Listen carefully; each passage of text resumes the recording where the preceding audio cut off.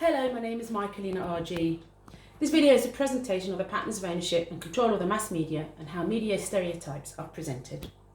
We expose on a daily basis worldwide at all times of the day and night. The media reflects and creates the culture around us, promoting products, telling us how we feel when we buy something and giving us attitudes. Celebrities have become important because we are told so, and they've become stars and figures for our children to reach for. In the olden days, information given in any way about the world was provided through sitcoms, by the TV news programmes and the radios were the main sources of news, including newspapers. TV news was aimed at middle-class families who could afford the televisions. Prior to the 1970s, we had 3 TV channels in the UK, then a fourth came along in 1982, exposing us to even more opportunities for media messages to reach us. The limited effects theory is a mass communication theory and was developed in the late 1940s by sociologists of the time. This theory argues that mass media messages on individuals is trivial at most. They were researching media effects in the social context of mass media communication. They found that people only listened and read what they wanted to, and therefore there was barely any influence on the media on them, but only if they were already well informed. However, the less informed are more influenced. They also found that people interpret the messages they receive based on their own personal experience. Lazafeld's theory of the two-step flows, an active audience approach, was introduced in 1944 and concludes that whatever effect the media creates, that effect on the individual is circumspect. In general, people's most strongly held beliefs, attitudes and opinions are not directly changed by mass media, and that they interpret and select media messages according to their already held beliefs. However, information from the media is received and interpreted by individuals who are charismatic and strong opinionated leaders, and it is those people who share their interpretations with a group which then influences the public. The hypodermic syringe model, or magic bullet theory, is a linear communication theory. It suggests that information is fired directly into the viewer's heads or the head of the audience, and believes there's a direct correlation existing between violent and antisocial behaviour in teenagers, children and adults, with that seen on our TV screens and computer games. In other words, this model of communication suggests that intended messages are directly received and accepted in full by the receiver. This is in direct contrast to the limited effects theory. Bandura's experiment with the Bobo doll showed that the children were found to be particularly vulnerable. Those who witnessed the violence by the adults acted out toward the Bobo doll, imitating the adults' actions, whereas the children shown an adult acting calmly and non-reactively around the Bobo doll showed no aggression when they were themselves subjected to the Bobo doll. Simply this showed that the intended message is received and accepted fully by the recipient. However, this model was acted out in laboratory settings rather than natural conditions and has shown that it does not reflect true life. Heath et al. Discussed that the response to violence shown on TV is also influenced by parental abuse as well as heavy amounts of television viewing, and it is difficult to measure the effects of this theory as there are so many other influences which can counteract this action or this reaction. Stephen Starker suggests that the implication of mass media is that it challenges the traditional perceptions of people by frightening and threatening the audience with visual and emotional elements which can trigger for some people fear and outrage. Facebook is a good example where opinions rage after headlining the papers and friends start fighting each other and become lifelong enemies. The uses and gratification model's perspective is that audience are not passive but seek out what they would like to listen to. The environment of the individual's ideas of society and behaviour and upbringing all affect how people are influenced by the media. They seek for relating to others via social media like Facebook, to hear what others are saying and watch TV soaps to be absorbed by the lives of the others. They can also create an identity of their own. The game Second Life is a virtual world where you can be anything you dream of being, leaves people often believing they are something they are not. The cultivation theory, composed by George Gerbner and later expanded by Larry Gross, states that those who watch large amounts of TV will be more susceptible to media than those who watch less. It argues that the media generally presents a visual of the world that does not reflect reality. TV images are exaggerations of what actually exists, with a disproportionate amount of good-looking men, with increasing crime and wealth giving us a distorted view of the world. Violence portrayed is often glamorised to such a degree it can be perceived as fact of everyday life. However, heavy TV watchers are more suspicious of the world around them, bringing us to Gerbner's mean world syndrome. In summary, those who heavily view TV leads those to believe the world is a much more violent place than it actually is, with serial killers, racists and paedophiles lurking around every corner. Because TV occupies a central role in our culture, the television builds us an alternate reality. This extends to other types of media and just not the TV, like video games, and playing slow and emotional music can affect the way you feel in the same way that playing a shooter can make you feel more aggressive. Not everyone is cultivated by TV, and those who watch very little are not affected at all. Critics say that screen violence is not the same as real violence, yet when exposed to real violence, the people are really shocked.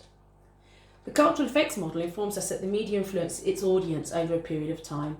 Marxists believe this is how the media influences the proletariat. Neo-Marxists do not believe the audience is passive, but they do recognise that media is contaminated by the views of the bourgeoisie, like a slow drip-drip effect given to its audiences. A good example of the cultural effects model is that claiming welfare is seen as bad, as the media keeps telling us over and over that this is so.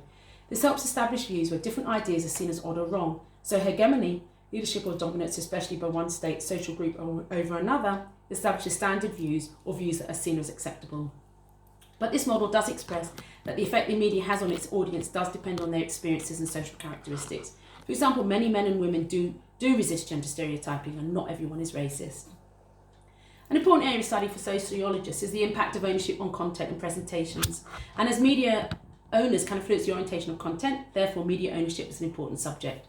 Public and private ownership are the two forms of media. Publicly owned media like the BBC has no private owner and it professes political independence. In some countries, however, the media is state-controlled, restricting what it can present. Particularly single-party states and other channels promoting different views are outlawed.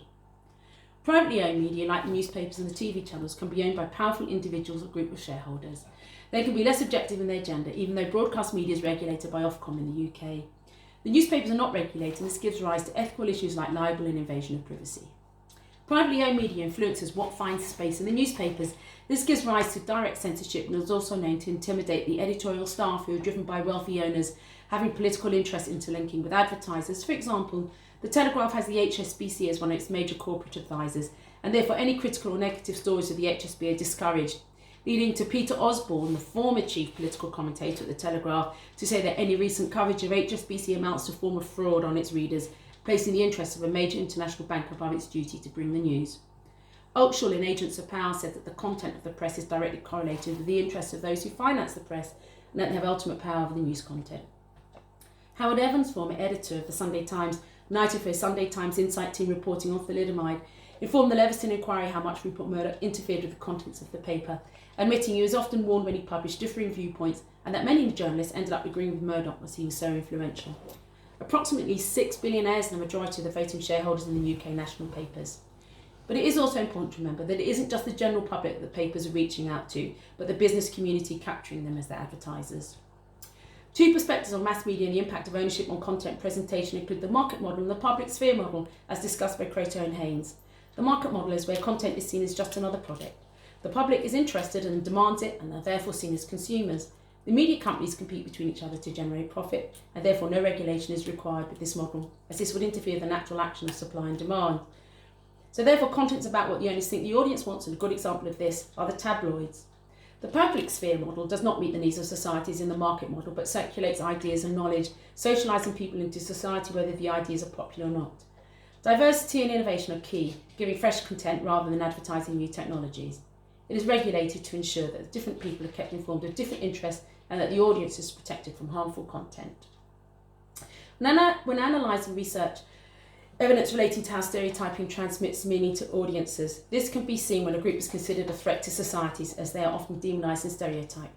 A label given to individuals and groups is usually based on oversimplifying the situation. It is often entrenched in written and verbal, as well as visual societal context, perpetuating fixed ideas about people or groups. Typical stereotyping includes that of old age. People are silly and forgetful and unable to manage. DNOG found that the stereotyping of the elderly, old age and seniors refers to people over the age of 55. A typical stereotype of disabled people are that they are all scroungers living off society like parasites, that they are sick, and that they have a problem which needs curing. This causes segregation, isolation, and in the media, frenzy of hatred. Black versus white is not a competition, but people are made to feel unequal in the way that they are portrayed in the mass media. Racism alone and the oppression this creates can cause mental health problems by disempowering and devaluing those groups. Symbolic annihilation is a term coined by Tuchman et al. And is in reference to the underreporting women's achievements, as they are trivialised with the media, usually portrayed as homemakers, traditional roles like the secretary, and the women's magazines focusing on marriage and children, all in relationships with men as dependents on them. Media stereotyping is inevitable in advertising, particularly the housewife at the supermarket, the man buying flowers or racing around in a shiny car, as well as in entertainment and the news industries. Because information needs to be received and understood quickly, stereotyping is like a code giving a rapid understanding of what is being talked about, so you can quickly understand the ethnicity, the crime, the race, the sexual orientation and the social role. As the media shapes thoughts and influences people, the messages are repeated over and over, enforcing the gender stereotyping.